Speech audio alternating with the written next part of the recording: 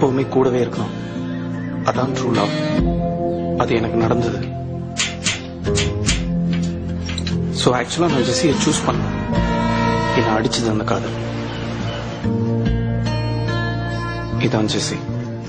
அவ்வளோ அழகு, கிளாசி, படிச்சவ, well read. அவகிட்ட ஒரு ஸ்டைல் இருக்கு.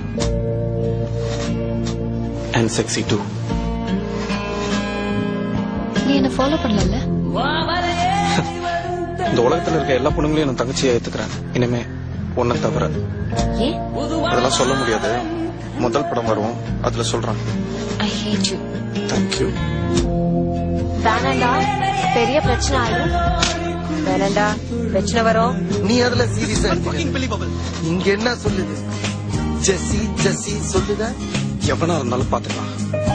உங்க அப்பாவா இருந்தாலும் சரி.